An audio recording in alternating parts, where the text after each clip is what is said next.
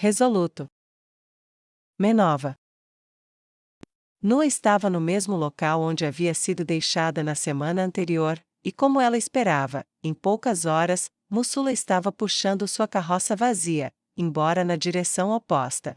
Precisa de outra viagem de suprimentos? Ele perguntou alegremente, dando um tapinha no carrinho atrás dele. Sim, e imagino que seja o mesmo preço de antes, 5 moedas de prata pela viagem, 2 se eu te mantiver entretido? Nua perguntou com um sorriso igualmente jovial. Isso mesmo. Ele não conseguia sorrir como ela, mas tinha um ar tão agradável na maneira como dizia isso, com gestos casuais que faziam você esquecer que ele tinha quase 2,5 metros de altura e que ela tinha que esticar o pescoço para olhar para ele. Tudo bem, espere até eu te contar sobre a vez em que enfrentei o demônio do oeste em uma cidade morta, e assim salvei Kami Miyako do pior genocídio da humanidade em 600 anos. Nua disse enquanto pulava facilmente para a carroça e se sentava.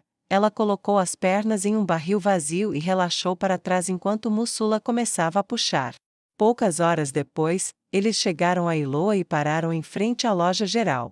Então foi assim que consegui que o demônio mostrasse misericórdia, e fiz o que o último e maior general da teocracia Slane, e o único cardeal sobrevivente da mesma, não conseguiu fazer. Ok, agora essa é definitivamente uma história que vale a pena ouvir, mas, quando você volta para a cidade? Mussula perguntou esperançoso. Ok, essa tem que ser a última história que ela tem. Eu posso matá-la no caminho, o dinheiro que ela tem naquela bolsa, eu poderia viver por 10 vidas. Espere aqui um momento, e eu vou descobrir. Se você quiser ganhar um extra carregando as coisas que eu preciso, volte comigo. Bem, eu lhe pagarei 10 pratas pela viagem. Nua propôs enquanto saltava e aterrissava com a facilidade hábil de um elfo, e caminhava com a graça de uma dançarina. Suas roupas, pretas, exceto pelo sol nascente, eram atraentes em sua qualidade, e por trás dela, Mussula olhou para ela com olhos gananciosos. 20. Ele disse, então acrescentou, 15 se você tiver uma história tão boa quanto essa. Nua não olhou por cima do ombro enquanto abria a porta da loja de artigos grosseiros. Ah, eu sei, espere até ouvir sobre o meu tempo vivendo com o serial killer de Kami Miyako. Mussula não foi embora, ele esperou ansiosamente até que ela voltasse para fora, conversando amigavelmente com o dono da loja. Ele estava sem camisa, mas usava um avental em volta da cintura grossa, e bufou quando ela perguntou se ele poderia encher o carrinho com suprimentos suficientes para um mês pelo preço que ela ofereceu. Graças à sua última grande compra, eu poderia encher 5 desses vagões, mas você está sendo muito generosa, então, por quê? Ele perguntou. Pessoas que não têm dinheiro, não gastam dinheiro. Pessoas que têm, mas não gastam, não ajudam aqueles que não têm a ganhar algum, então. Estou gastando bem. Minha generosidade agradaria meu Deus. Certamente você já ouviu falar do Deus único, o Rei Feiticeiro? Ele levantou uma sobrancelha e balançou a cabeça. Mussula prestou apenas meia atenção enquanto ele ouvia algumas palavras aqui e ali enquanto ela falava e o lojista trabalhava para carregar o carrinho. A tentativa de ajuda de Nua foi ignorada. Você é o cliente, meu melhor cliente, e este é meu trabalho. O lojista disse resolutamente, então Nua esperou de lado e conversou com ele enquanto ele trabalhava, até que ele terminou. Ah, e encha o odre de água do meu amigo aqui com algo decente para beber, coloque na conta. Ela disse e sacudiu o polegar para Mussula, cuja boca se abriu em surpresa quando ele se viu entregando seu odre de água e o lojista o encheu com suco fresco. O melhor que tenho. Ele disse e entregou a Mussula. Obrigado.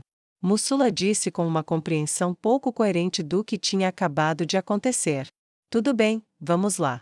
Nua disse enquanto voltava para a carroça, e Mussula começou a empurrar a carroça para frente novamente e já estava a uns 400 metros da estrada antes mesmo de perceber o que tinha acontecido.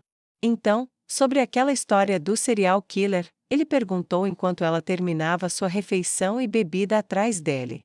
Ah, sim, você vai adorar essa. Ela disse com um sorrisinho orgulhoso. Quando eles retornaram para a frente do que ela pretendia ser seu templo, ele percebeu outra coisa. Droga, eu não posso matá-la dessa vez também. Claro que está escuro e eu posso escapar impune, mas você não ouve histórias como essa todo dia. Mesmo horário na semana que vem, ele perguntou. Bem, eu tenho um suprimento para um mês aqui, mas tem uma coisa que preciso e talvez você possa me ajudar. Nua disse esperançosa. Ele olhou para ela com interesse depois de descarregar tudo e colocar lá dentro. Preciso de trabalhadores qualificados, pessoas que saibam trabalhar com pedra, madeira, esse tipo de coisa. Eu preferiria mestres artesãos, mas eles provavelmente são difíceis de encontrar. Nua coçou o queixo, apenas para parar quando Mussula balançou a cabeça. Ninguém está contratando alguém tão bom hoje em dia. De quantos você precisa? Ele perguntou. Preciso do suficiente para construir um bom templo neste lugar. Pagarei ouro por suprimentos e mão de obra. Você me entrega bastante de ambos até o fim da semana e receberá uma comissão sobre cada trabalhador. Digamos, uma prata para cada semana de trabalho. Nua disse, e observou a centelha de oportunidade brilhar nos olhos de seu amigo trabalhador. Posso trazê-los amanhã? Ele perguntou. 10 pratas, somente na entrega, nada dessa bobagem de que eles chegarão em breve. Nua disse, e estendeu a mão. Acorde cedo.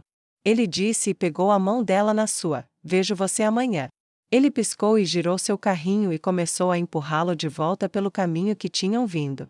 Ele cumpriu sua palavra, e quando Nua acordou na manhã seguinte, um grupo de trabalhadores e 3 carroças carregadas de materiais estavam estacionados do lado de fora.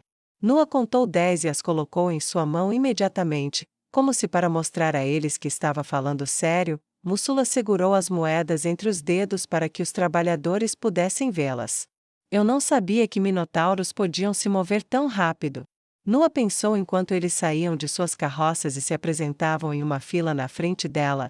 Ela olhou para um lado, muitos minotauros apenas sentados ao redor, alguns vagavam desesperadamente, cansados, mais do que alguns pareciam desolados e famintos. Se algum tinha um propósito, estava além dela dizer qual era.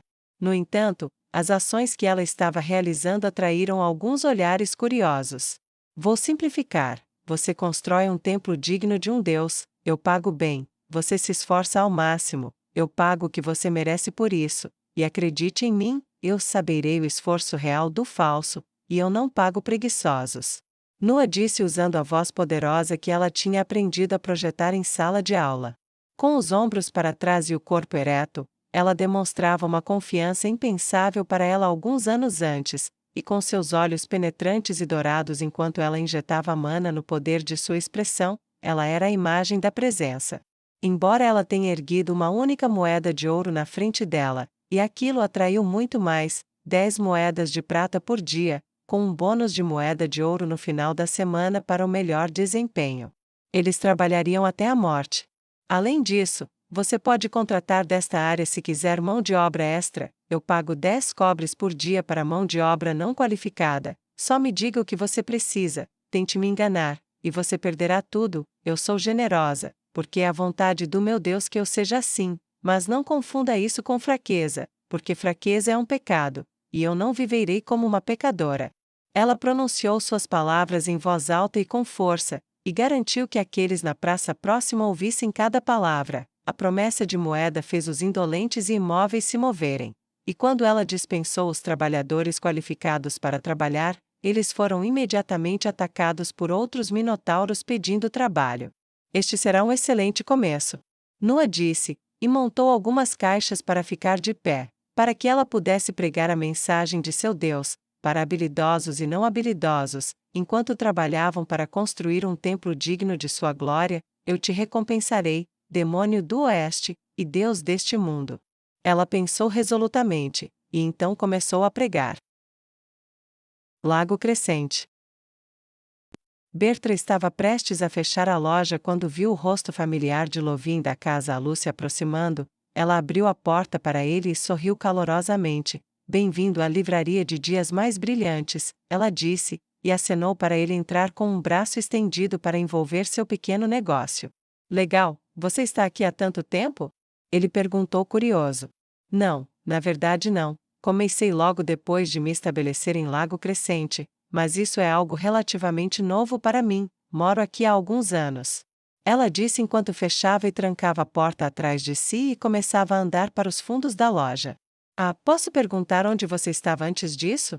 Ele disse, e ela perdeu o passo quando a pergunta a pegou desprevenida. No norte. Ela engoliu em seco. Ah, desculpe. Acho que você não gosta de falar sobre isso. Eu, mais do que ninguém, deveria saber que não se deve perguntar algo assim. Lovin se desculpou, envergonhado, atrás dela. Não, é uma pergunta natural. E vamos passar os próximos 1000 anos sem poder perguntar um ao outro onde morávamos, por medo de lembranças desagradáveis? Bertra deu de ombros para a pergunta e abriu a porta dos fundos, uma mesa o aguardava, e ela gesticulou para uma cadeira. Espero que não, tenho que ser honesto. Não sou muito bom nesse tipo de coisa. Ele disse enquanto se movia para sentar no lugar que ela indicou. Está tudo bem, ela sorriu calorosamente. Escrever é uma habilidade como qualquer outra. Você melhora com a prática. Se você quer escrever bem, escreva frequentemente e procure seus erros, e tente corrigi-los até parar de cometê-los. Eu vou te ajudar o máximo que puder, é claro. Ele balançou a cabeça. Não, quero dizer, eu pretendo fazer isso e definitivamente preciso de ajuda, mas, eu sinceramente esperava conhecer você um pouco melhor também. Bertra olhou para ele sem compreender. Desculpe, você pode repetir? Bertra perguntou, com os olhos arregalados fixos nos dele.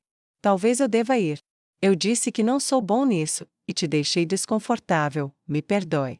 Ele fez menção de se levantar, e ela balançou a cabeça. Não, não, está tudo bem. Ela foi até ele, colocou a mão no ombro dele e o empurrou levemente para o assento. É só que, eu não sabia como lidar com isso, eu estava, bem, obrigada, por que não faço um chá? Esse pode não ser o melhor assunto para nos conhecermos, mas você veio até aqui. Bertra comentou, e rapidamente saiu da sala enquanto se punha a escrever. Você não pode estar falando sério, Bertra, ele é um elfo e você é, ok sim, um elfo, mas você costumava ter a espécie dele, a sua espécie, escravizada, inferno, não se preocupe com isso, apenas faça isso pelo motivo certo e não se preocupe com o resto, ele vai perder o interesse em você antes que sua história acabe, e então não vai importar. Ela ponderou em um instante enquanto começava a despejar chá na chaleira e acendeu o prato abaixo para esquentar a água. Nazarick.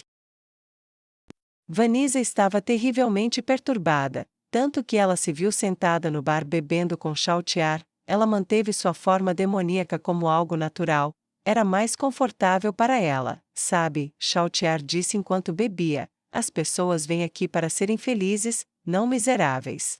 Foi o que ouvi. Vanessa respondeu, mas também ouvi dizer que você veio aqui depois daquele incidente com Sua Majestade, então pareceu uma boa ideia. Chautiar resmungou um pouco e tomou um longo gole de sua caneca. Talvez eu tenha feito isso, mas eu tentei matar meu mestre, pelo menos eu tinha um motivo para estar miserável. Qual é sua desculpa? A vampira perguntou mal-humorada. Eu quase torturei a filha dele. Vanessa disse sem rodeios, e bebeu sua caneca até o fim e a levantou bem acima da cabeça. Me dá outra. Ela gritou. Ah, bem, isso é um. Chautiar começou, e então espirrou sua bebida no rosto de Vanessa enquanto ouvia e entendia o que foi dito. Vanessa calmamente enxugou o rosto com o pano. Provavelmente deveria ter esperado você engolir antes de eu responder. A insanidade dançava como nobres em um baile naqueles olhos cinza tempestade e ela pegou a caneca e começou a beber o mais rápido que podia. A garçonete não tinha dado 6 passos antes de Vanessa levantar a caneca agora vazia e gritar, outra. E continuem vindo. Chautiar ficou muito, muito quieta enquanto pensamentos passavam por sua cabeça. Não era isso que eu esperava, pensei que fossem amigas. Ela é minha amiga, uma das minhas únicas amigas. E não só tenho que tentar matá-la fora do tribunal, eu tive que machucá-la aqui para tentar ajudar, e se isso não é ruim o suficiente? Os olhos cinzentos de Vanessa ficaram duros como aço sob piscinas cintilantes. Quando eu a vi na mesa e sentei ao lado dela, tudo o que eu queria era fazê-la gritar por mim, isso não faz sentido nenhum. Vanessa gritou, terminou outra cerveja e jogou sua caneca no chão, onde ela se quebrou em 1000 pedacinhos. Ela fez alguma coisa? Quer dizer, saber o que alguém fez para merecer isso não é o seu forte. Ela balançou a mão para cima e para baixo na frente do corpo da demonia. Vanessa assentiu enfaticamente, sim.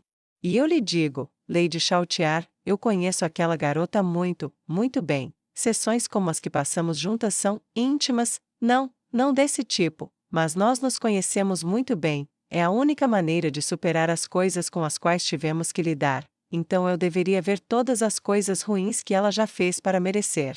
Ela estendeu a palma da mão e apontou suas garras afiadas para cima para dar ênfase, isso, mas de alguma forma, ainda há obscuridade, e como fiquei mais forte ultimamente, a vontade de machucá-la só aumentou. Eu quero ajudá-la. Eu quero, mas ainda assim, quando ela estava lá. Vanessa fechou os olhos com força. Chautier franziu a testa. Não somos exatamente amigas, sabia? Apesar de nossas ocasionais diversões sobrepostas.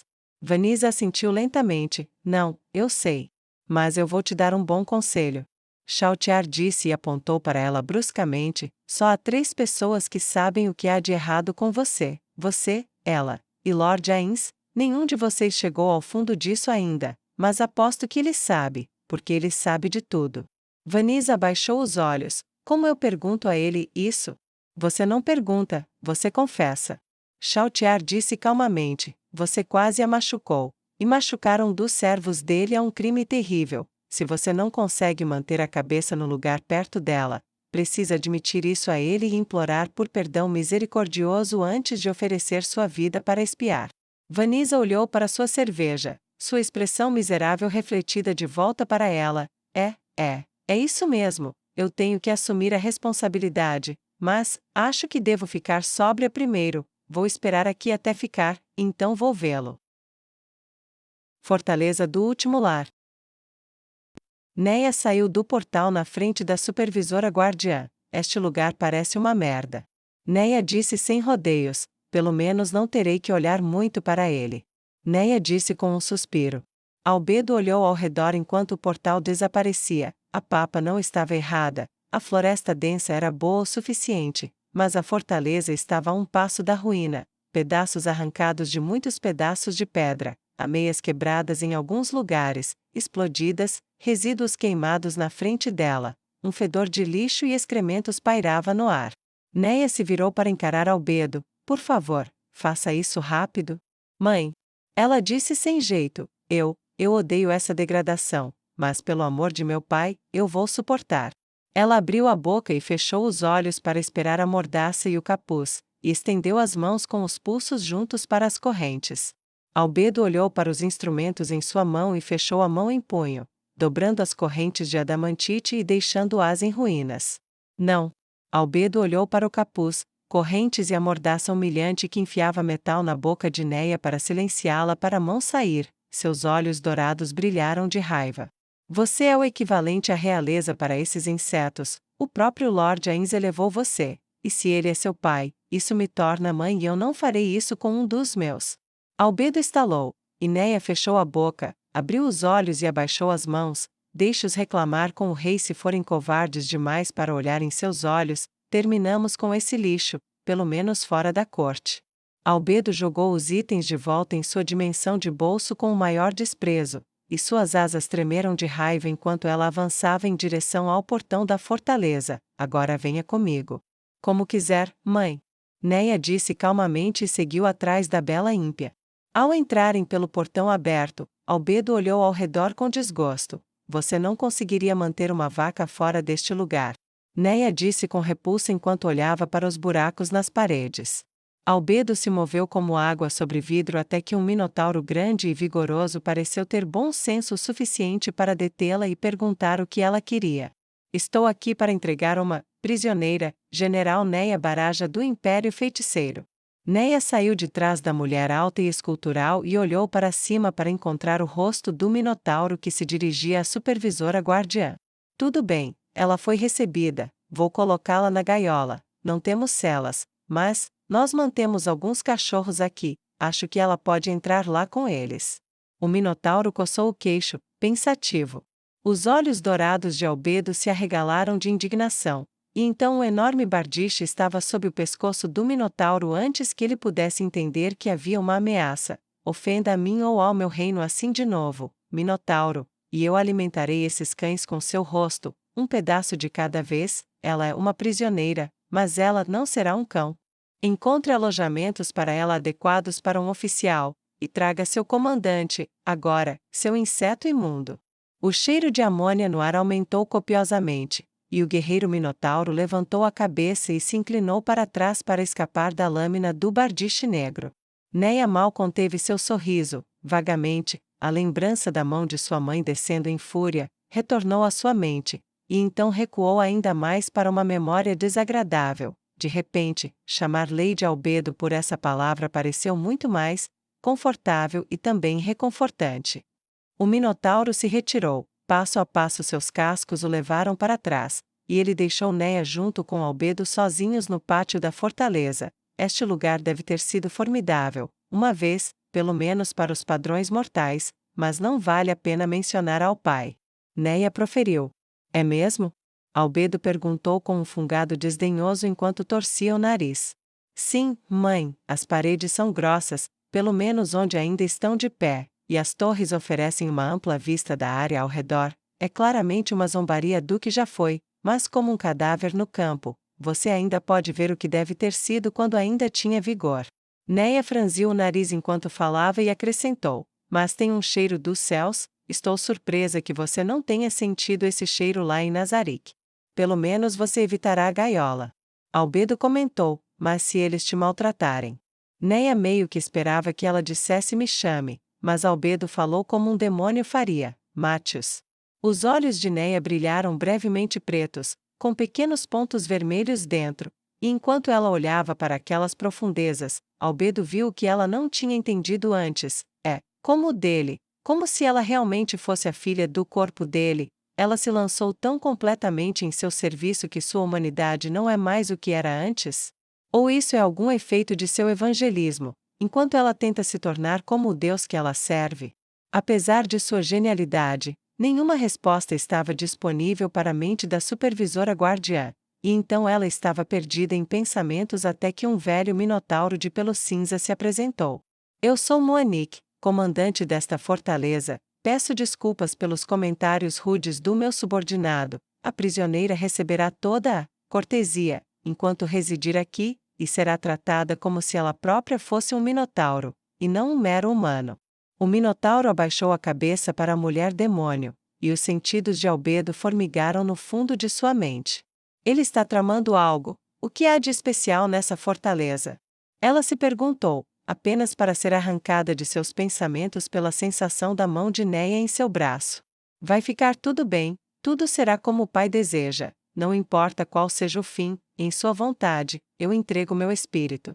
A voz de Neia estava tão resolutamente tranquila, como se nenhum fim importasse, que por um momento Albedo ficou surpresa, um estado que ela sabia que não deveria tê-la surpreendido, dado o que o pequeno humano já havia feito em seu nome. Neia deu um passo à frente dela e olhou por cima do ombro. Seus olhos eram a imagem da escuridão, com apenas um leve toque de vermelho no mais profundo dos recessos. Obrigada, mãe, por me trazer até aqui. Te vejo no julgamento. Quando chegar a hora novamente, você pode me deixar aqui agora, eu estarei sob os cuidados dele. A voz calma e pacífica do humano enviou arrepios formigantes pela espinha de Moanique e fez seus cabelos ficarem em pé, como se ele estivesse confrontado com uma nova ameaça e não com um prisioneiro. Livrar-se dessa coisa será um alívio. Ele pensou consigo mesmo quando o pequeno humano deu um passo à frente. Sim, eu a peguei agora, obrigado, fique tranquilo, não faremos mal a ela. Moanique tranquilizou a guardiã supervisora e deu um passo para o lado para gesticular em direção a uma porta comida por cupins atrás de onde eles estavam. Idiota, não é seu cuidado com quem minha filha fala. O que quer que esteja acontecendo, ai de você se irritar, minha amada, ou a mim mesmo, com o que fizer aqui em seguida. Albedo pensou, e foi embora, quando a paladina negra desapareceu atrás de uma porta fechada.